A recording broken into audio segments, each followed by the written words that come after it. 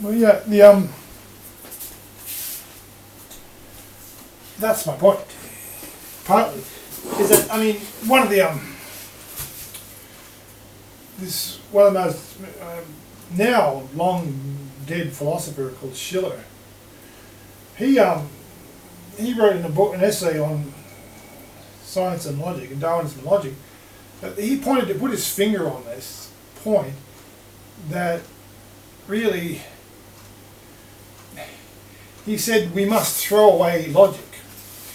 We must throw away traditional logic because traditional logic never arrived at the theory of evolution.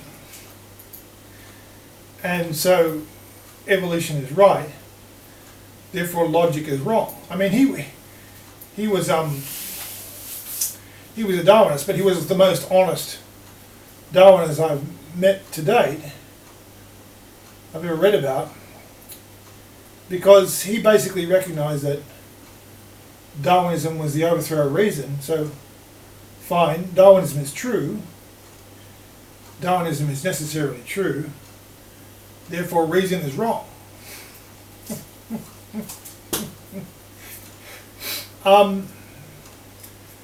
Now, so the victory of Darwinism is the victory of this philosophical ontological relativity.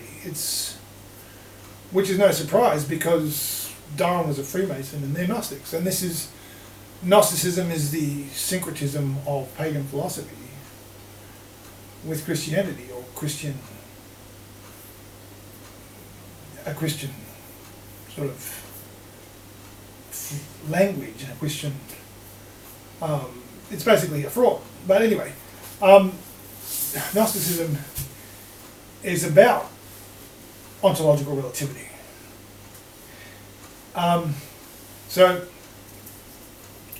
saying, there's a dog and a cat and they've both got 4 legs, but dogs go woof and cats go meow. There's this sort of this trick of just ignoring all the differences and talking about the similarities. Yeah, I mean,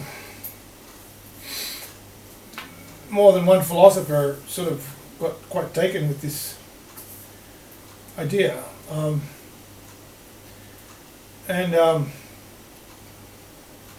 The Scottish philosopher Hamilton ended up basically concluding that black is white because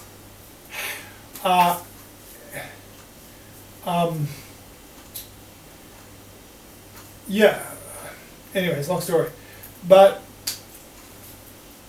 the thing is, this is the background, this is what you're dealing with people who believe in gay marriage. And they call themselves scientific, but they don't say that they have some pet theories that they regard as unquestionably true.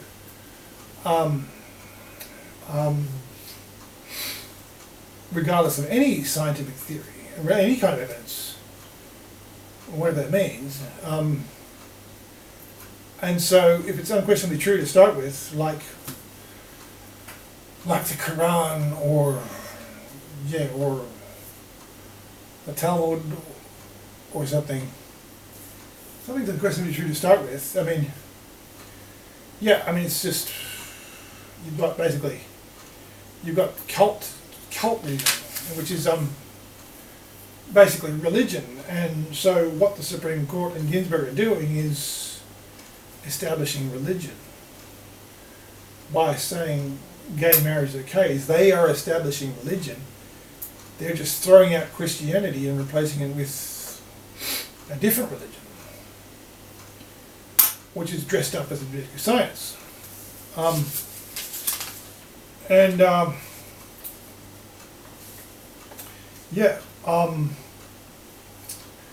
And so we've got this idea of abortion. Abortion is a woman's right to choose, a woman's private business. It's her body, her choice.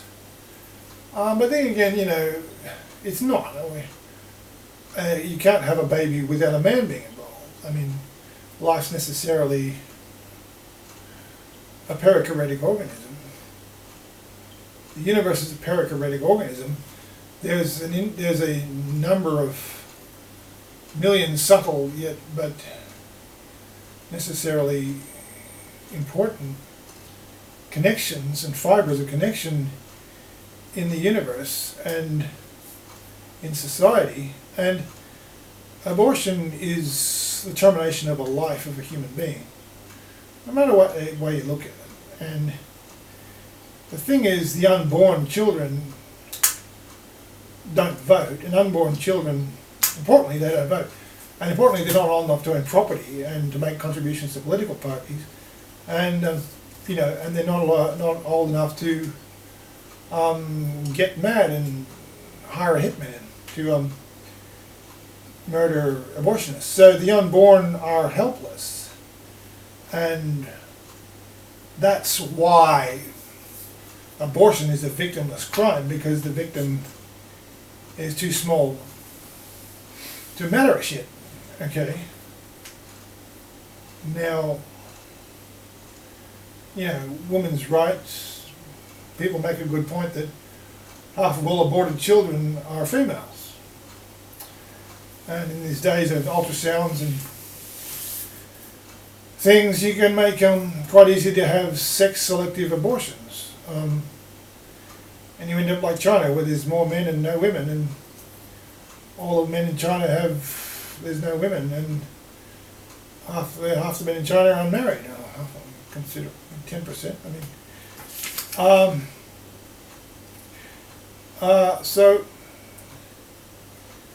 And this brings us to surgical and chemical interventions on youth and this transgender thing and this ghoulish thing where you get some youth who decides they're confused and they say that they feel like they're a man or woman, or when they're not, then they're the opposite. And suddenly the state pounces on them and decides that they're going to confirm them in their choices and start medically intervening and making them what they think they are at the time. Now making it illegal to convince a school kid that they're not the gender they seem to be, convincing a school kid that they're not the gender they think they are, is now illegal. So what they're doing is they're getting drugs and giving these children drugs during puberty and giving them surgery. But see, that's not a victimless crime. And that's not an act without consequences. And there's many transgenders, former transgenders, who bitterly regret having been bullshitted and lied and coded into going along with this political motivated program. And now, the thing about the ideal idea of gay, of homosexuality, is basically, the idea is that, okay, a gays can snap out. A gay man might live with another man and then he might snap out. And he might realise he's bought all the PR, he's bought all the nonsense, he's bought into all the seductive nonsense, and he's got into a bad habit, or he got into a bad habit being molested by a Catholic priest or something, or a relative, and so he got confused, he ended up gay. And a lot of gays actually, who are homosexual in their youth, they just leave it. And they snap out of it, and they become normal married people, normal married homosexuals, and they move on with their lives. But it's not that simple, you see, because people who have multiple sexual partners have all manner of disgusting venereal diseases. All of them. and people who get involved in the gay lifestyle get quite a number of disgusting, deleterious, and incurable diseases, like hepatitis. I mean, and things, diseases you'd never choose to have.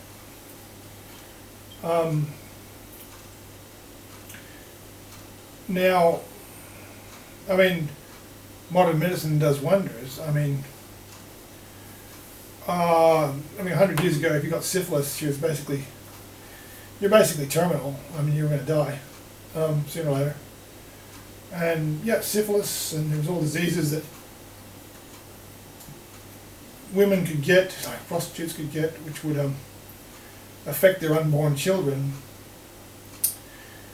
And so, and you get not to mention the public health costs that the government has to bear, taxpayers have to bear, treating people with these diseases. And so, passing disease on to the unborn is not a victimless crime. Okay, it's not a crime without victim. And it's not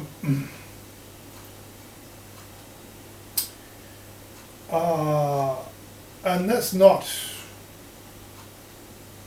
it is religiously motivated from one point of view, but it's not a religiously motivated. Well, I mean, being concerned about it and thinking it's a bad thing is maybe a religious view, but it's a scientifically obtained statement. It's a scientific observation to say that, like,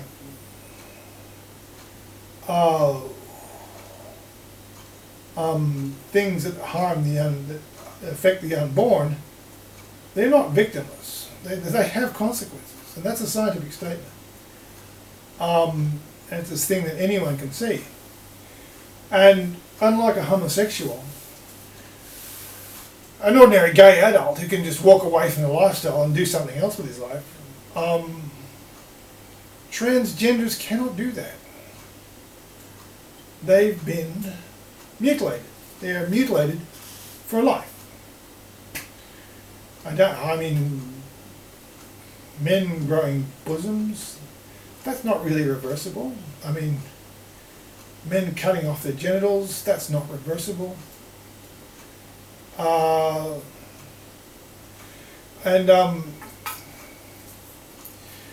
be honest with you, transvestites are not attractive to anyone. They're not attractive to women. They're not attractive to men. Transvestites make people want to puke. I mean, they make people physically ill. They make you want to vomit. They make men want to vomit. They make women want to vomit.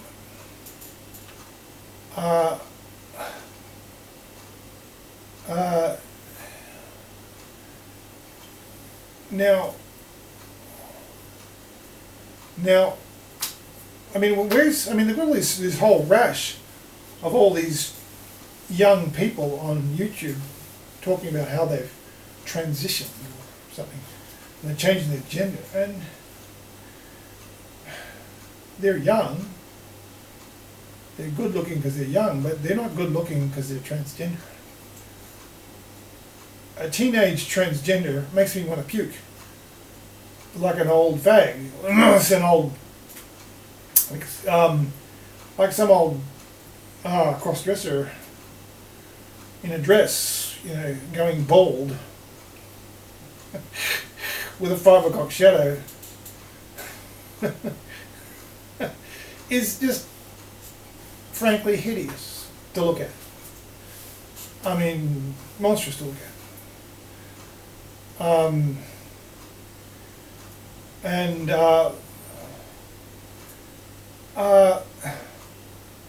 I mean, a young transgender, I mean, where do they work? Where do they get jobs? I mean, the only people that's ever going to employ a young transgender is a brothel.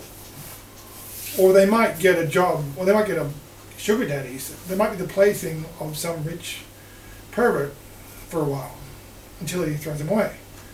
And they get a bit old, and there's another one comes along and younger, and the rich pervert just discards them, and they end up, well, because the lifestyle's being the lifestyle is, and they end up, they've got addicted to drugs along the way, and they've accumulated, some unfortunate diseases in the way, and so they're on a fast burn, and they've got lifestyle issues like drug and alcohol abuse, and all the stuff that comes with that is all the antisocial behaviours and the lying and the thieving and the violence, and so nobody wants these burned out freaks in their life, and they end up walking the streets, like in Sydney, walking the streets of King's Cross, standing out in the cold,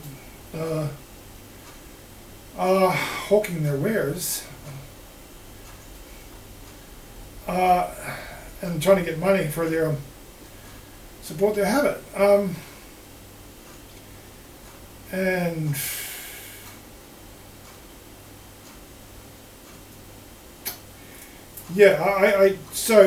these people don't live very long. Where's a transgender going to work? Like in a brothel, in a go-go club, in a some kind of some kind of weird show in King's Cross. Where are they going to get a job? They're just all they're good for is being prostitutes for a small section of the market. People who like that sort of thing. So what do these people do? They end up discarded on the streets, on drugs, and pretty soon Mr. Fentanyl carries them off, and they get found again. They find their body in an alley downtown, or in the bushes in the park somewhere. They drag their body away to the morgue. Case closed. So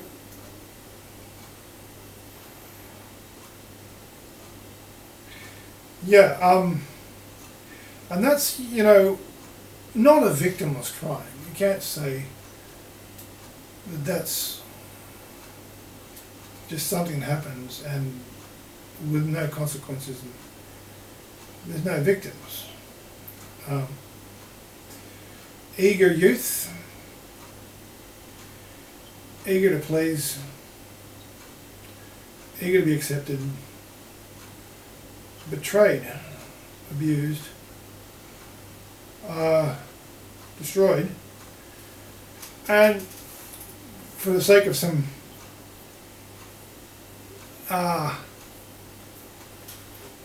wolves in sheep's clothing,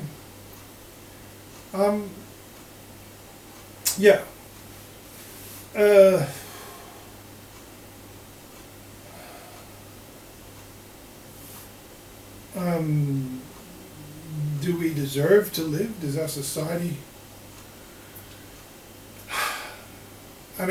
does our society